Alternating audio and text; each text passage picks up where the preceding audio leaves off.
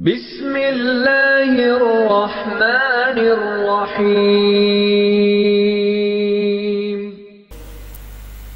तनख्वाह पे रखे हुए मुलाजिम गाड़ी का दरवाज़ा खोलते हैं। तनख्वाह पे रखे हुए मुलाजिम सैल्यूट मारते हैं। तनख्वाह पे रखे हुए मुलाजिम रास्ते में हाथ बांध के खड़े होते हैं। तनख्वाह पे रखे हुए मुलाजिम आपकी इज्जत व तकरीम का मुजाहरा करते हैं। हटो बचो हजरत साहब हजरत हजरत करते हुए नजर आते हैं। आप उनकी 2 महीने की तनख्वाह रोक दें बस। फिर वही जो कह रहे थे ना कि हजरत साहब, वो चौक में खड़े होकर आपको गालियां देते हुए नजर आएंगे। क्यों भला? कि प्रोटोकॉल नहीं है, ये किराए का प्रोटोकॉल है, ये जबरदस्ती की इज्जत है, ये तकशाई का प्रोग्राम है। और जो कुरान पढ़ने के लिए घर से निकलता है उसके लिए किराए का प्रोटोकॉल नहीं होता। मेरे महबूब पैगंबर ने फरमाया उसके लिए कुदरत का प्रोटोकॉल फराहम किया जाता है। उसको इज्जत भी दी जाती है, तकरीम भी। उसका मकाम व मर्तबा पेश नजर रखते हुए अल्लाह फरिश्तों को हुक्म देते हैं इसके कदमों के नीचे पर बिछाओ। तवज्जो कीजिए जरा, मैं किन की बात कर रहा हूं भला? जो आज के दौर के खुश नसीब और खुशकिस्मत तरीन बच्चे और इंसान हैं। गौर से मेरी बात सुनिए जरा, मैं फिर दोहराने लगा हूं। किसकी बात कर रहा हूं? वो बच्चे, वो इंसान जो इस वक्त रूए जमीन पर कायनात के सबसे ज्यादा खुशकिस्मत, सबसे ज्यादा खुश नसीब तरीन लोग हैं। आप सोच रहे होंगे कि मौलवी साहब इतना बड़ा दावा कि आपने मासूम से चंद बच्चों को पूरी रूए जमीन और पूरी कायनात का खुशकिस्मत तरीन इंसान कैसे करार दे दिया।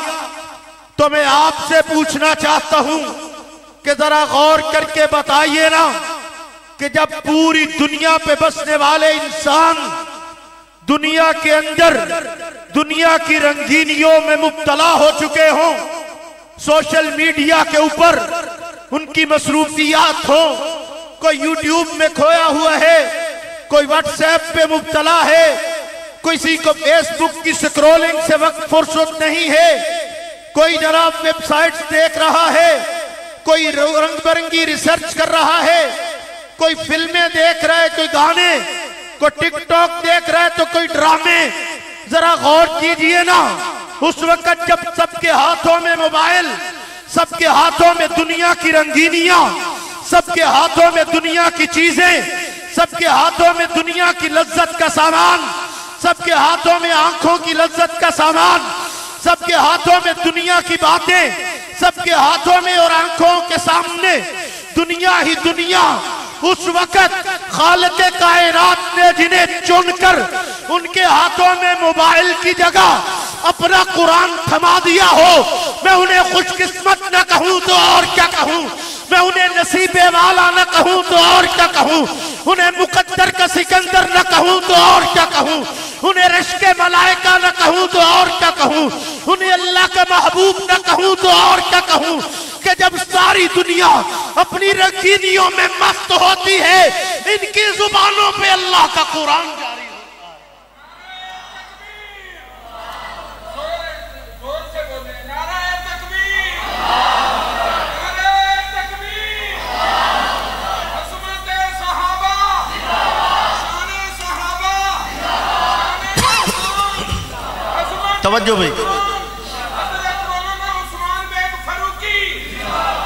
आपकी इतनी ही तवज्जो काफ़ी है कि आपको मेरी बात समझ आए। तो जवाब में आपकी सुभान अल्लाह अगर मेरे तक पहुंच जाए ना, मुझे समझ आएगी कि नहीं मवातियां मेरे वाली बोली भी समझ आती है। समझते हो ना आप? मेरी बोली समझ रहे, अल्फाज भी समझते हो, बात भी समझते हो। अल्लाह ताला भला करे। थोड़ी सी तवज्जो चाहूँगा, मैंने लंबी तकरीर नहीं करनी, मैं बार बार आपको कह रहा हूँ, कोई लंबा चौड़ा आपको तंग नहीं करना। मैंने बड़े इख्तिसार से आपको काम की 1-2 बातें बतानी है। कुरान इस वक्त जिन लोगों के हाथों में है, जिनको अल्लाह ने कुरान से जोड़ा हुआ है, जिनकी जुबानों पे कुरान है, जिनके सीने में कुरान है, जिनको कुरान की मसरूफियात के साथ मुताल्लक रखा हुआ, इस वक्त रूए ज़मीन के खुश नसीब तरीन लोग हैं। और कुरान वो किताब है कि जिसको हर पहलू से उससे कोई ताल्लुक किसी को नसीब हो जाए, वो खुश नसीबी की अलामत है।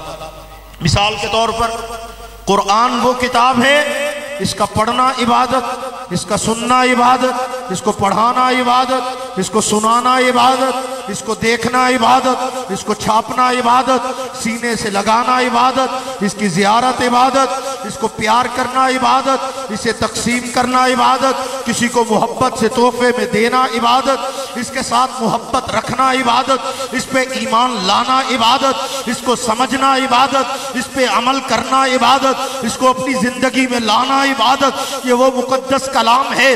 किसी भी पहलू से अगर अल्लाह ने आपको कुरान से जोड़ दिया तो आपकी जिंदगी इबादत बन जाएगी, जिंदगी के लम्हात इबादत बन जाएंगे। जिन जुबानों पे अल्लाह का कुरान जारी होता है वो किस्मत वाली जुबानें होती हैं। जिन सीनों में अल्लाह का कुरान होता है वो सीनों की निस्बत मुस्तफा के सहाबा से होती है। इसलिए कि कुरान का पढ़ना, कुरान का महफूज करना ये रसूलुल्लाह के सहाबा वाला काम है। कुरान मजीद को सीने में जगह देना ये पैगंबर के सहाबा की सुन्नत है। आमिना के लाल ने अपने सहाबा को कुरान पढ़ाया। क्यों पढ़ाया भला? कि खालिक ने भेज के कहा था अर्रहमान अल्लमल कुरान, रहमान ने कुरान भेजा है, मेरे महबूब आप इनको कुरान पढ़ाइए। फिर मेरे पैगंबर ने सहाबा को कुरान पढ़ाया, वो कुरान की बरकतें जाहिर हुई। दुनिया ने देखा उनके पास मिसाइल नहीं थे, टेक्नोलॉजी नहीं थी, एटम नहीं था, फौजें नहीं थी, दुनिया नहीं थी, ताकत नहीं थी, मालो मनाल नहीं था। फिर क्या था? उनका रिश्ता अल्लाह के कुरान से था, साहिब कुरान से था। फिर दुनिया ने देखा कि आदमियत का गरज सामान मुहैया कर दिया। एक अरब ने आदमी का बोल बाला कर दिया। दुर्फिशानी ने तेरी कतरों को दरिया कर दिया। किसने जर्रों को उठाया और सहरा कर दिया? किसकी हिकमत ने यतीमों को किया दुर्रे यतीम और गुलामों को जमाने भर का मौला कर दिया। मेरे महबूब के नामे नामी की बरकत, मेरे नबी के कलाम की बरकत, जो कुरान से जुड़ता चला गया वो बुलंद होता चला गया। तो फलसफा तो आज भी वही है। 1450 साल के बाद भी अल्लाह ने बात वही रखी है कि अपने आप को अल्लाह के कुरान से जोड़ लो, मैं तुम्हें ऊंचा कर दूंगा। ये को मैं आपको तसल्ली नहीं दे रहा। मौलवी हजरात बैठे, उलमाए किराम हैं, शयूखुल हदीस हैं, पढ़ने पढ़ाने वाले हैं, साहिबान इल्म हैं माशाअल्लाह। आप इनसे पूछ लीजिए। अल्लाह के हबीब का फरमान है इन्नल्लाह यरफ़उ बिहाज़ल किताबि अक़वामा, अल्लाह कौमों का मुकद्दर बदल देते हैं। इस कलाम की बरकत से कौमों को बुलंदियां अता करते हैं। इस कुरान की बरकत से कौमों को उरूज अता फरमाते हैं। इस कुरान की बरकत से जिंदगी में बरकतें आती हैं। इस कुरान की निस्बत से तालीम में बरकत आती है। इस कुरान की निस्बत से अल्लाह दोनों जहान की नेमतों की बारिश कर देते हैं इस कुरान की बरकत। लेकिन आज हमारा रिश्ता कुरान से तो टूटा है, जिसने हमें जलील किया। ये कुरान से टूटा हुआ रिश्ता हमारी पस्ती की बुनियाद वजह बना है। मेरे दोस्तों, मेराज की रात जनाब रसूलुल्लाह सल्लल्लाहु अलैहि वसल्लम को अल्लाह ने अजमतों की इंतहा पे पहुंचाने का जब फैसला फरमाया तो क्या किया भला? वाजा मारियां बुलाया कई बार। क्या किया? सैयदना जिब्रील अमीन अलैहिस्सलाम को भेजा कि जाओ, जाकर मेरे महबूब को पूरे रब्बानी एजाज और प्रोटोकॉल के साथ लेके आओ। अच्छा, कैसे लेके आना है? मिनल मस्जिदिल हरामी इलल मस्जिदिल अक्सा। अब बंदा पूछे कि मस्जिद हराम से सीधी फ्लैट को नहीं जाती ऊपर, मेराज तो करवाना था आसमानों पे, तो मस्जिद हराम से हुजूर को यूं उठाते सीधा पहले आसमान पे, दूसरे पे, तीसरे पे, चौथे पे, सातवें पे, अर्श मौला के करीब ले जाते। लेकिन ये क्या? मिनल मस्जिदिल हरामी इलल मस्जिदिल अक्सा अल्लज़ी बारकना हौलहू लिनुरियहू मिन आयातिना। महबूबा जिब्रील, मेरे महबूब को मस्जिद अक्सा का चक्कर लगवा के फिर लेके आना है। पहले मस्जिद हराम से मस्जिद अक्सा ले जाना। तवज्जो कीजिए, मैं आपको बड़ी अहम बात बताने लगा हूँ, बड़ा अहम मसला हल करने लगा हूँ। जिनकी नज़र में अल्लाह के कुरान की कदर व कीमत और वक़्त कम हो चुकी है ना, इंशाअल्लाह उनको समझ आ जाएगी कि कुरान का मकाम क्या है, कुरान की निस्बत की बरकत कितनी। मेरे महबूब को मस्जिद अक्सा ले जाना, फिर लेके आना। अब अल्लाह के हुक्म से सय्यदना जिब्रील अमीन हुजूर को लेके वहां से निकलते मस्जिद हराम से, बुराक पे बिठाया, मस्जिद अक्सा पहुंचे। बुखारी शरीफ की हदीस है, अल्लाह के हबीब फरमाते जब मैं वहां पहुंचा तो अल्लाह ने अंबिया को वहां सफों में खड़ा किया हुआ है।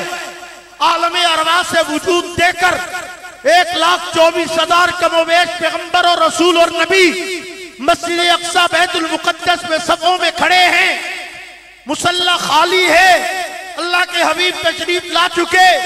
या अल्लाह आप आगे का क्या प्रोग्राम है? और मैं आगे मुसल्ले पे एक बंदे को खड़ा करना है।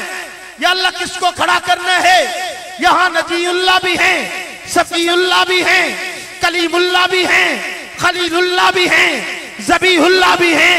अल्लाह यहाँ हुसन वाला यूसुफ भी है, कमाल वाले भी हैं, जमाल वाले भी हैं, अजमतों वाले भी हैं, तख्त शाही वाले भी हैं। जिनके हाथों में लोहा नरम हो जाता वो दाऊद भी हैं। अल्लाह तेरे बड़े बरगुज़ीदा उलुल आज़म पैगंबर भी हैं। या अल्लाह तौरात वाला नबी भी है, ज़बूर वाला भी है, इंजील वाला भी है, सहीफों वाले भी हैं। बताइए ना मुसल्ले पे किसको खड़ा करूं? तवज्जो है गग्गा सराय के रहने वालों, बड़ी अजीब बात कहने लगा हूं। मौला बताना मुसल्ला खाली है, किसको खड़ा करूं? तो अल्लाह के आलम ने जवाब में सैयदना जिब्रील अमीन को हुक्म फरमाया कि जिब्रील मुसल्ले पे ना आज तौरात वाला, ना हुसन वाला, ना जमाल वाला, ना कमाल वाला, ना ताकत वाला, ना ताज वाला, ना दुनिया वाला, ना अजमत वाला, ना सफीउल्लाह, ना नजीउल्लाह, ना कलीमुल्लाह, ना खलीलुल्लाह, ना ज़बीहुल्लाह। या अल्लाह फिर और मैं ना तौरात वाला, ना ज़बूर वाला, ना इंजील वाला, बल्कि आज मुसल्ले पे खड़ा किया जाएगा कुरान वाला। बुलंद आवाज से और बुलंद आवाज से किसको खड़ा किया जाएगा? कुरान वाले को मुसल्ले पे खड़ा किया जाएगा। कुरान वाले को तवज्जो कीजिए जरा।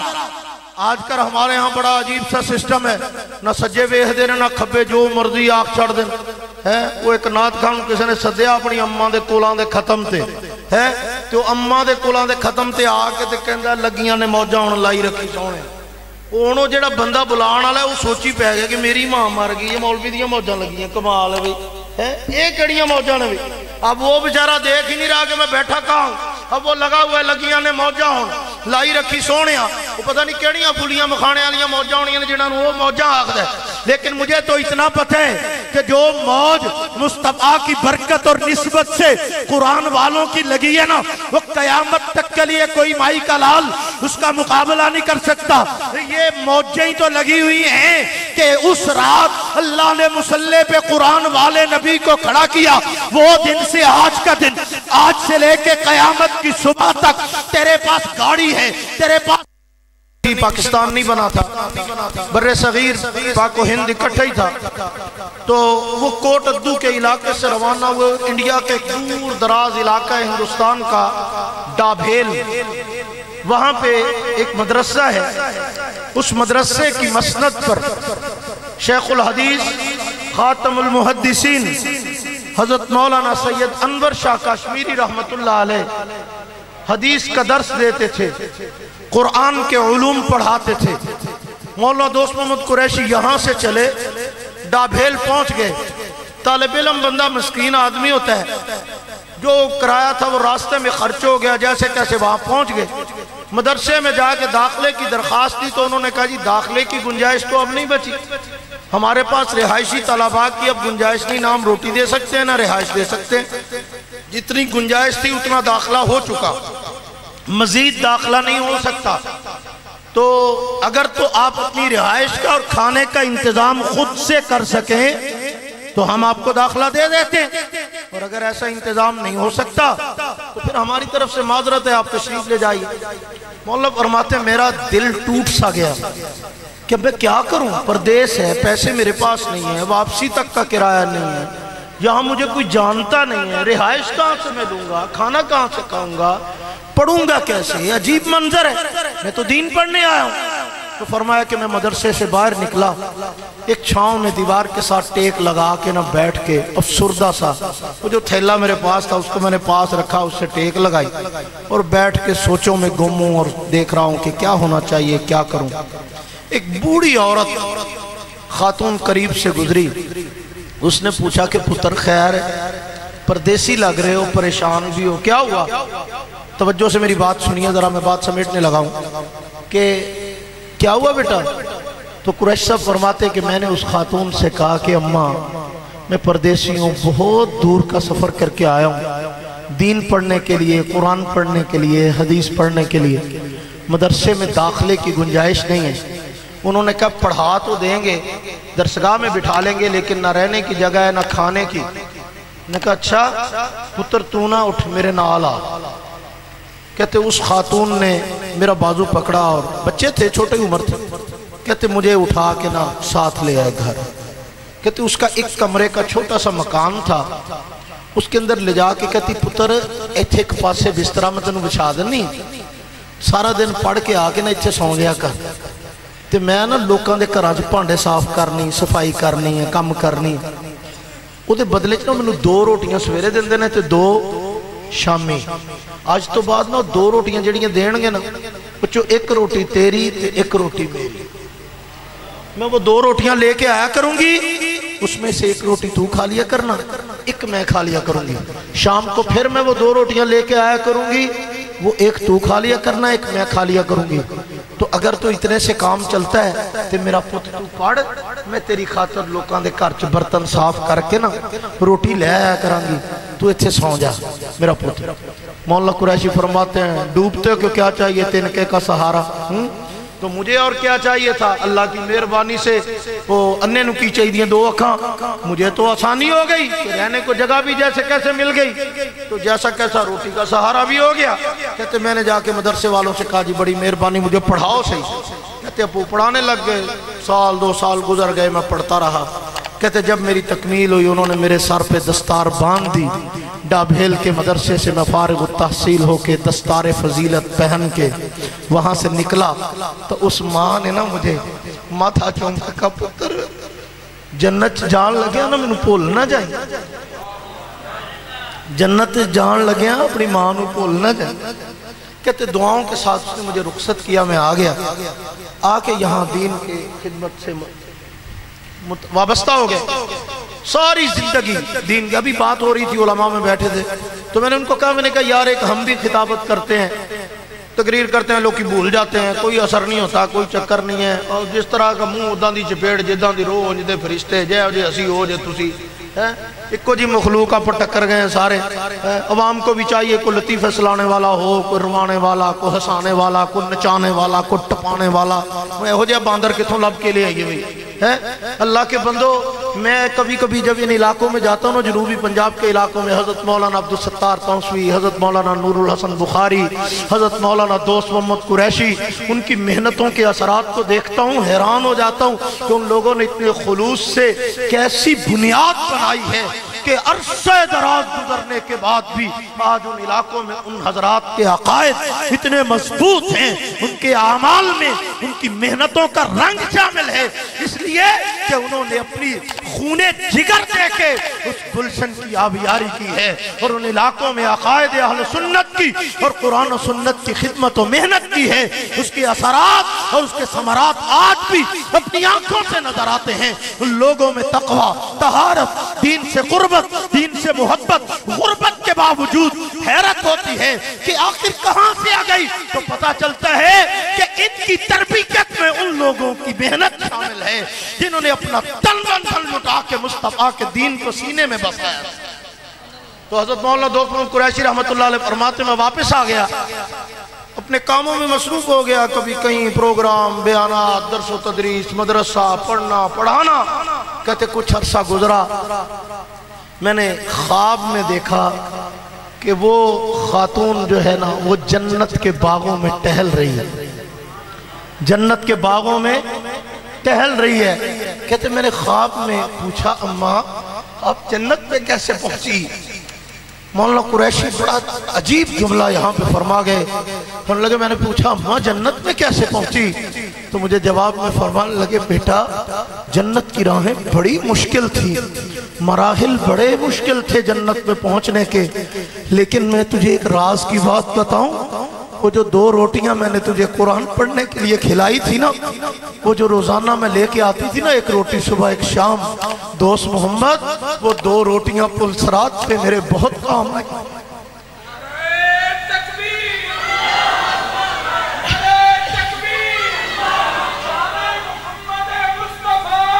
वो 2 रोटियां कब्र में बहुत काम आई, वो 2 रोटियां मैदान महशर में बहुत काम आई।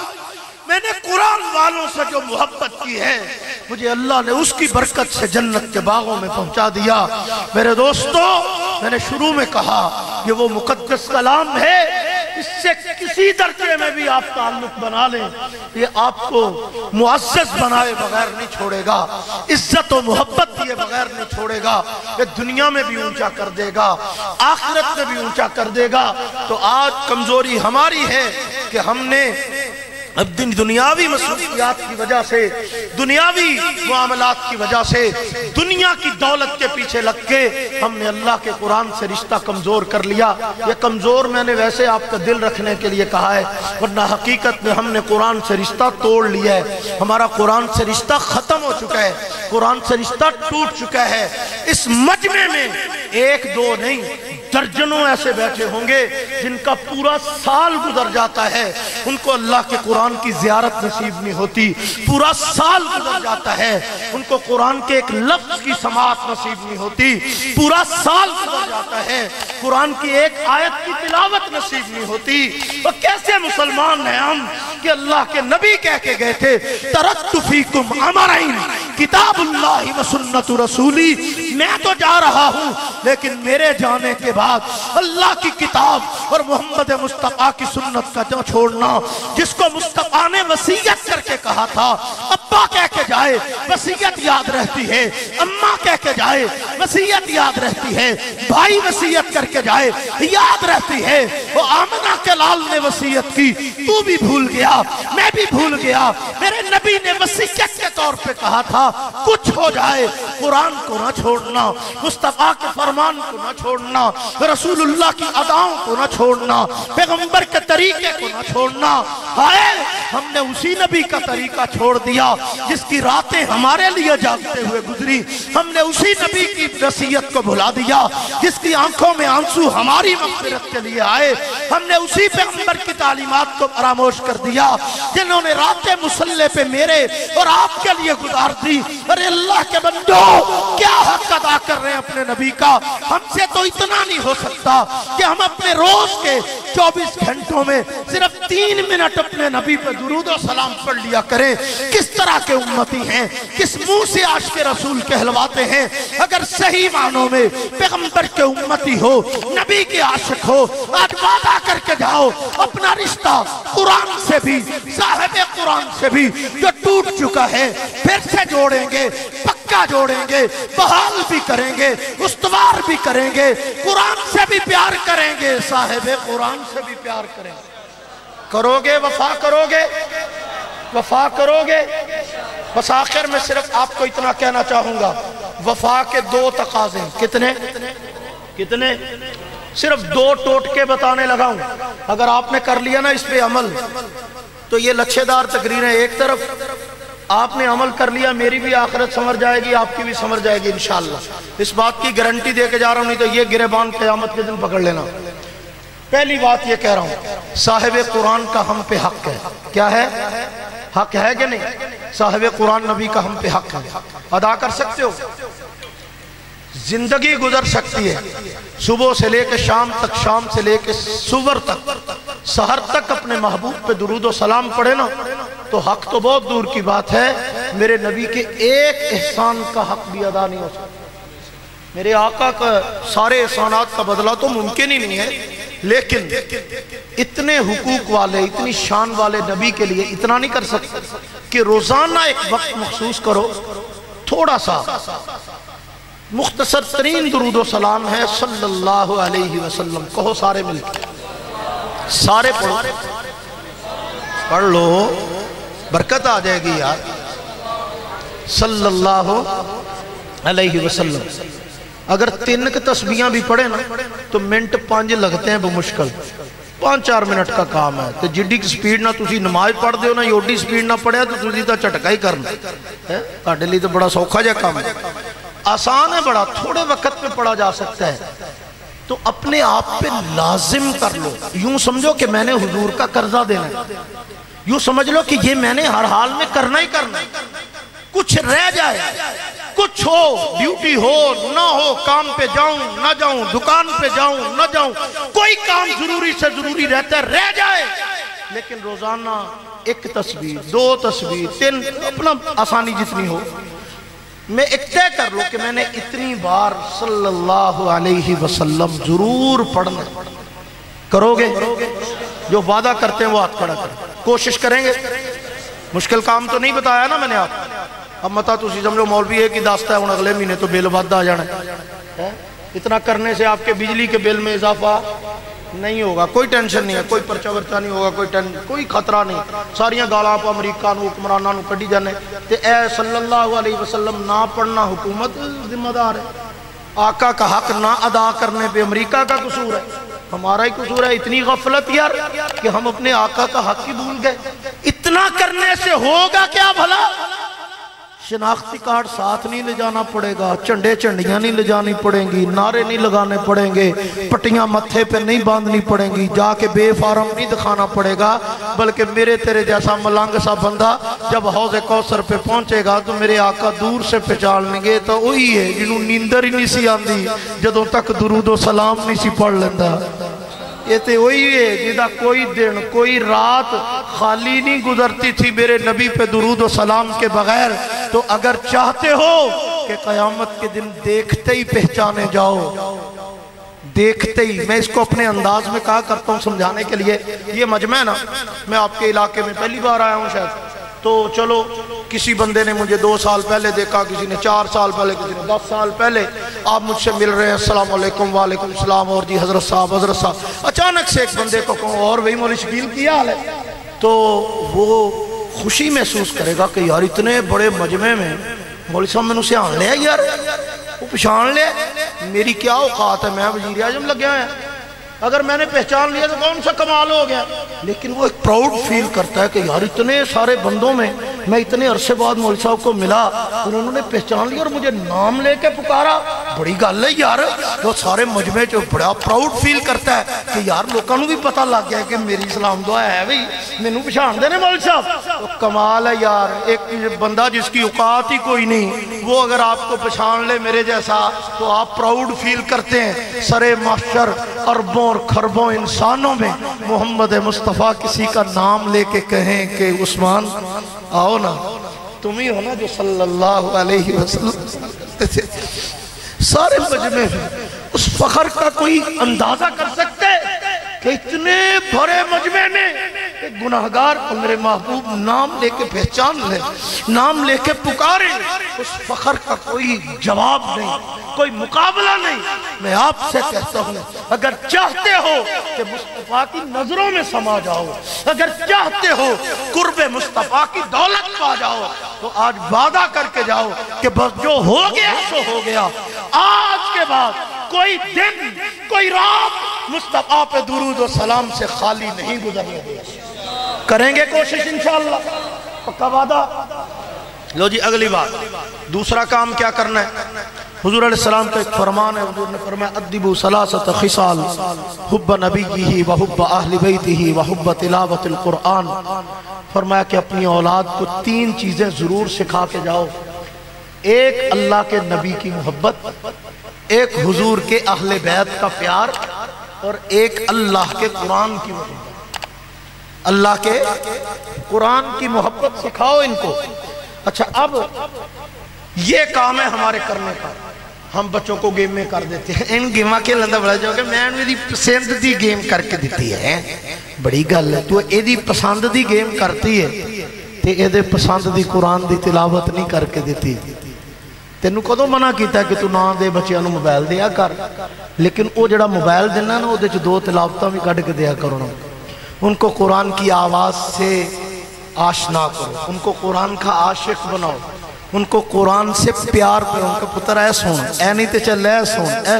वो जिस आवाज़ को ज़्यादा पसंद करे उसको उस आवाज़ में कुरान सुनाओ।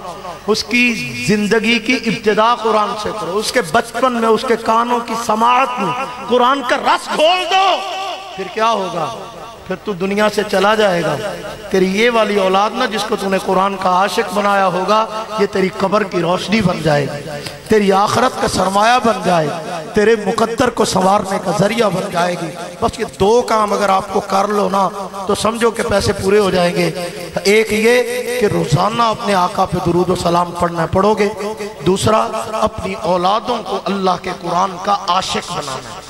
क्या बनाना है? ये नहीं मैंने कहा कि हाफिज बनाना है। हाफिज तो चलो को किस्मत वाला बनेगा ना, लेकिन आशिक सबको बनाना है। कुरान का आशिक सबको बनाना। अल्लाह हम सबको कुरान का खादिम बनाए, कुरान का आशिक बनाए, कुरान पे अमल करने वाला बनाए।